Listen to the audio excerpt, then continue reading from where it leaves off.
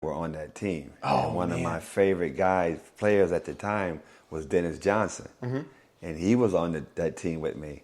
So I grew up watching him play when he was playing out in Seattle. Yeah. And I always kind of tried to model my game after him. Yeah. Just from watching. So to have the opportunity to be in the same space with him was like mind blowing.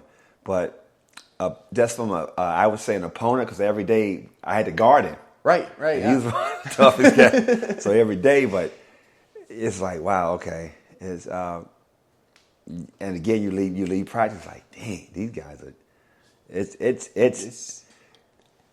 It's unreal to be in that position and doing what you're doing, because at the moment you're not really thinking. You're just trying to do the best you can do, and hope you're doing stuff that they are looking for. But if I had to pick one player, just say an opponent, I would say him, because I had to guard him every day in practice.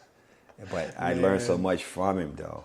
Yeah. And I think, too, the biggest thing about all that stuff, before I go any further, when I was talking about getting into camp and stuff like that, when you see this stuff and how things operate, you really see that it's a business.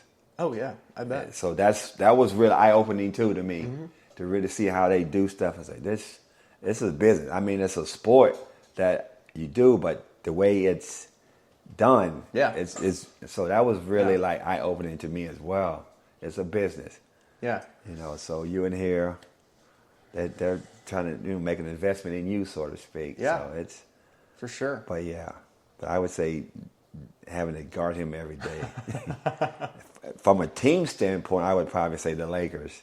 Yeah. Because that's when Magic and Kareem and all those guys played, and they were probably one of the toughest teams. Probably one of the funnest teams to watch too. That's because they played so fast. Right. And just watch a guy that's 6'9" coming at you like, well, what do? Do you get out of the way? Do you, and that was my first experience with him on the court. He's coming on the court with the ball. He's got a head of steam, and I'm like, okay, what do I do? Do I try to stop him? So it's like, but it had other moments, but that was just one that would stand out right after that. Like, because again, I said, I grew up watching some of these guys, and to be on the floor with them or that space, it's unreal. It's incredible. Yeah. It's like a freight train. Yeah, man, this guy's 6'9", 220 coming at you. And back then, he was like one of the first guards that size. Yeah. That anybody had ever seen. And he's every bit of 6'9" too. It's like, wow. And That's crazy. It's impressive to see it. Yeah. Yeah. Third question I got here for you. These are all kind of along the same okay, no problem. Same rails, so to speak, but what's the most significant challenge you overcame during your playing days? If you could say maybe there was a long-term thing that was going on. Probably there wasn't. The long-term challenge was when I got in a situation where they were deciding to keep me or not amongst some other players. Right. Now you're starting to think, okay, how this going to play out? Right. It didn't work out for me at the time. So now the challenge is, how do I mentally keep my head in the right space, and what directions do I go now? Because at the time, I didn't know a lot of people to really kind of, push me in what I need to do. Right. I knew my agent, we spoke a lot, he kind of knew all that stuff, but just me not knowing myself, it was like, okay, what am I going to do now? What do I do? How do I do it? Right. So when they released me, and it came to be a numbers game too, with myself and a couple other players. And when the day that when Casey spoke to me, he said, "We'd love to keep you, but it's a numbers thing, and right now, we're going with this kid here." I said, "No problem," but he said, "If I could, I would." But I said, "I understand that. I appreciate what you've done for me," because he was a straight shooter with that. Yeah. And me at that point understanding, after being there for 2.5 years, understands the business. Right. So now, now I got to kind of try to refocus and kind of move on, so to speak. So yeah. So that's 3, 4, 5 months period there. I stayed in Boston for a little while, hoping that I could get picked up by another team before the season started. Okay, And gotcha, so I stayed there for a couple of months, I think, before hoping that something like that would work out. It didn't. So I eventually came back to Memphis, and again, the biggest thing I think for me is because you're in a situation where you really, I'm not gonna say depressed, but you're in a situation where you're disappointed. Yeah. And I'm like, okay, I got to figure out what I'm gonna do now, because I had lived and breathed basketball, and now this situation that I had never faced before. Right. Everything had always been just the opposite. So now I'm thinking, okay, where do I go? What am I going to do? So but after speaking with my agent for a while, he said, just hang tight. Make sure you're still playing basketball. Keep yourself active. Don't sit around and not do anything, because then you get out of shape. Right. Because what we were banking on then was being called up by our team from the league as the season started. Mm-hmm.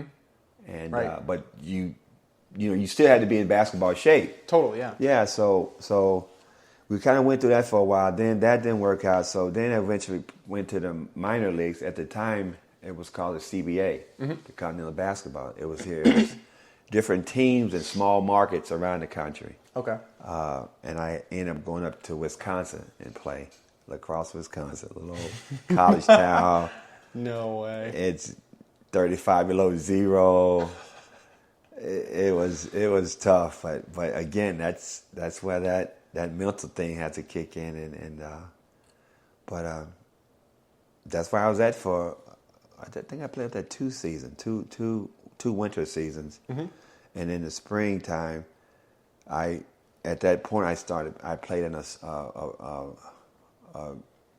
league that was called the WBL. It was all these were little minor basketball leagues, but they were professional, and I was getting paid. So I was getting paid not the money I would have loved to, but I was able to take care of myself and all that stuff. So that was a challenge. Yeah. For probably a 3 or 4 year span, trying to figure out what if I still wanted to try to pursue that, and for that particular time, I still was trying to pursue getting back in the league because I knew I could play. It was just the right opportunity.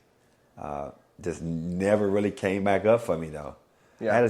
I did have one situation where my agent had got me, and this is kind of where it's kind of funny in the sense that he got me a tryouts with the Chicago Bulls and the Milwaukee Bucks. Mm-hmm. But I had to pick one. Oh. So now I'm so now I'm sitting at home, okay, which place saying to myself, okay, which one of these 2 teams I think I would have the best opportunity to make their team. Yeah. And at the time, that's when Michael was in Chicago. That was because my second year in Boston was his first year in Chicago. So he was going into his third year, I think, in Chicago when all this was going on. So I'm trying to think, okay, Chicago, Milwaukee. They have these guys here, so I'm going down the roster of basically guys at my position, guards. And at that time, they had 3 or 4 guys that they had wasn't signed. Anyway, long story short, I ended up picking them. I wish I had picked Chicago. But again, and I said to myself, when I made that choice, I can't regret it because I thought this was a situation that was best for me. Totally. And it didn't work out either. So then I said, look, okay, I'm going to probably give this one more year. And if I can't get back in, I'm going to look to go overseas to play. Because that was like something, as time passed, I had friends and former guys that I had played over there before. So that was kind of like, okay, before I'm done playing, I would like to play over there. So, but I would give this one more year, I think, and if not, I can go over there and make, money is money. That's how I kind of looked at it. So totally. So yeah. But that was the biggest challenge, man, when I got released and all that, is trying to figure out what I'm going to do and how I'm going to do it, and who do I talk to? So it's tough. It's tough. It can be tough, man. Now, how old were you when all this was happening? You would have been late 20s. Okay. Late 20s. Yeah. Yeah. Late 20s. 20. From 20, I'm going to say from 23 to 27, 28. When all this stuff was going on. Yeah. There you go. Yeah, I mean, that's... But it's tough, man. Because once you realize that that's a business... Yeah. It changes everything. It changes all your motivations. Yeah. And man, but yeah, that was probably the biggest challenge, man. Trying to stay positive too, because that's it's like yeah, like you were saying, you know what I'm saying, disappointment. You just trying to stay positive, get out of bed every day, and just let's go, But that's a challenge. Yeah, for sure. And I mean, I think it's like that though with any particular stage in life, Yeah. It's like with anything, you just got to be looking for, okay, like I'm blessed in some way, shape, or form. You know what I mean? Exactly. Like there's always something good that you can derive from Exactly. it. Out of problems to have, it sounds like that was... Exactly. That's a good way to put it. Out of all the problems to have, that's a good one. That's a good one to have. But yeah, it's... I wouldn't trade it for anything in the world, though, man. Yeah. It got me where I am today. I had a chance, and I always say I had a opportunity to see the world. Yeah.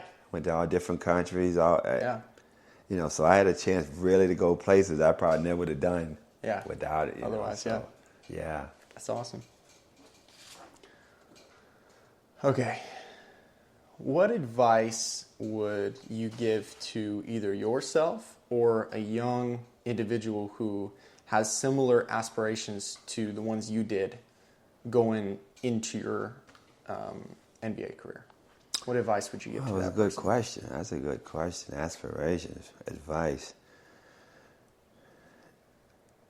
Probably, if I had one thing to say, especially when it comes to sports, you really, really have to put that time in. If you really want, if that's your goal, put the time in to make yourself a better baseball, basketball, whatever it is. And also, you need a good support system around you as well. Because, when things don't go right, where do you fall at? And if there was probably one thing I really would say is, if that's truly what you want to do, don't ever let anybody tell you can't do it. Yeah. If you have an opportunity, take it, because I say to young kids nowadays that high school kids that on basketball teams, if you're playing a basketball game, or whether it's a game during your season, or you're doing spring ball, where you're playing your AAU, stuff like that, if you're out there playing, play to be the best you can be, because you never know who's watching you. Yeah. You never know. And nowadays, coaches and stuff are out looking at kids from that standpoint. Yeah. Just, how do you interact with your teammates? How do you sit on the bench, or when stuff not going your way? What's your reactions? Or if you're on the floor, are you just kind of going through the motions? Yeah. I said, so always, when you're out there playing, play at your best. Yeah. If that's your goal, if you want to go to college, and the next step, from high school to college, you be the best you can be, but understand that people are always watching you. You never know what coach is sitting up in the stand, could be watching somebody else on the other team or your team, and they see you. Yeah. Oh, I kind of like this kid right here. And write your name down So always be prepared, you know. You have to. That's fantastic advice. Yeah, absolutely.